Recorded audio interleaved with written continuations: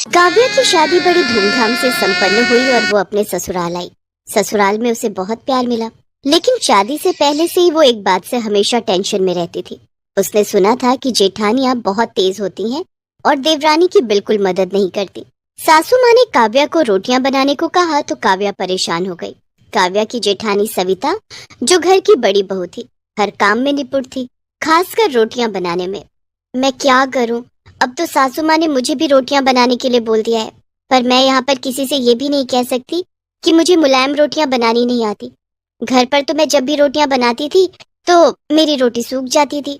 यहाँ भी मैंने कोशिश की है, पर मुझे नहीं लगता कि मैं मुलायम रोटियां बना पाऊंगी। घर पर तो मम्मी संभाल लेती थी, मैं तो सिर्फ सब्जी बनाती थी।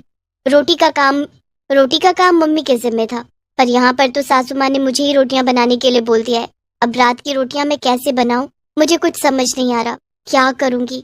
सविता दीदी से पूछना भी ठीक नहीं लगेगा, कहीं वो मेरा मजाक ही ना उड़ा दे कि मुझे मुलायम रोटी बनानी नहीं आती। एक बार कोशिश करती हूँ, शायद बन जाए। काव्या ने किसी तरह रोटियां बनाई, लेकिन वो रोटियां सूख गईं। हे भगवान, अब मैं क्या करूं? मेरी रोटियां तो बिल्कुल सूखी हुई लकड़ी जैसी बनी है। ये रोटियां अगर माँ, बाबूजी, जेठ जी और आशीष ने खाई तो सब मुझ पर हंसने वाले। एक काम करती हूँ, फोन में कोई वीडियो देखती हूँ, शायद समझ में आ जाए। काव्या इंटरनेट पर वीडियो देखती है जिसमें बताया गया था कि आटे में थोड़ा सा मैदा मिलाने से रोटियां मुलायम बनती हैं। क्यों ना मैं भी ये तरीका आजमाऊं? काव्या को मुलायम रोटियां बनाने का तरीका मिल गया था और आटे में मैदा मिलाने लगी। ये तो बहुत थोड़ा रहेगा, मुझे तो ज्यादा रोटियां बनानी है। एक काम करती हूँ, आधा आटा और आधा मैदा ले लेती हूँ तो और मुलायम रोटियां बनेंगी। काव्या चोरी छुपे आटे में मैदा मिलाकर रोटियां बनाती है।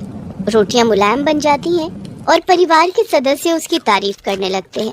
काव्या बहू, रोटियां तो बहुत मुलायम हैं।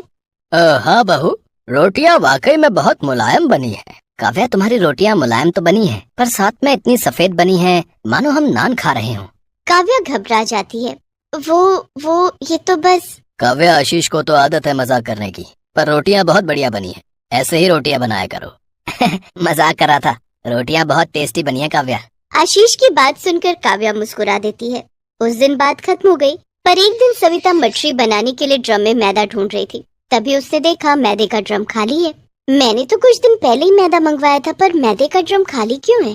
मैंने तो मैदे का कुछ भी नहीं बनाया, हो सकता है खत्म हो गया हो। एक काम करती हूँ, मैदे के साथ आटा भी देख लेती हूँ, दोनों चीज एक साथ राशन से मंगवा लूंगी। ये आटा कुछ अलग क्यों लग रहा है? ऐसा लग रहा है आटे में मैदा मिला हुआ है। कहीं काव्या आटे में मैदा तो नहीं मिलाती? तभी उस दिन देवर जी बोल रहे थे कि रोटियां सफेद हैं। हो ना हो जरूर ऐसा ही है। मुझे काव्या से पूछना होगा। मैदे की रोटियां तो हम सबके लिए बहुत नुकसानदायक है। तभी काव्या आ जाती है। सविता उससे इस बारे में पूछती है।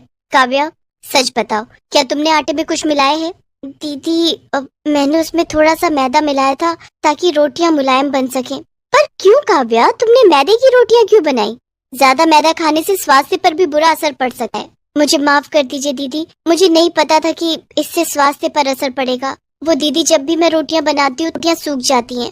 मैंने इंटरनेट पर देखा था कि मैदे की रोटियां मुलायम बनती हैं। अरे ऐसा कुछ नहीं है, गेहूं के आटे की बनी रोटियां भी मुलायम होती हैं, बस सही तरीके से आटा गूंथना आना चाहिए। अगर तुम्हें गेहूं के आटे की मुलायम रोटी बनानी नहीं आती थी तो मेरे से पूछ लेती, मैं तुम्हें सिखा देती। दीदी, वो मैंने तो सुना था कि जेठानियां बहुत गुस्से वाली होती हैं। सॉरी दीदी, वो मैं थोड़ा घबरा गई थी। काव्या, ये सब किससे देवरानी जेठानी लड़ाई करते हैं? सच तो ये है कि मैं तुम्हें अपनी छोटी बहन की तरह मानती हूँ। मुझसे एक बार पूछती तो सही। चलो, मैं तुम्हें सही तरीके से रोटियां बनानी सिखाती हूँ। थैंक यू भाभी। अरे इसमें थैंक यू की क्या बात है, तुम मेरी अपनी छोटी बहन की तरह हो। देखो, आटे को अच्छे से गूंथो और पानी को धीरे धीरे मिलाओ, ऐसे रोटियां मुलायम और स्वादिष्ट बनेगी। सविता काव्या को सही तरीके से आटा गूंथ कर रोटियां बनाना सिखाती है। कुछ दिनों बाद काव्या भी सविता की तरह मुलायम रोटियां बनाना सीख जाती है। परिवार में किसी को भी इस बारे में कुछ पता नहीं चलता कि उन्होंने मैदे की रोटियां खाई थी। इससे परिवार में खुशी और प्रेम भी बना रहा।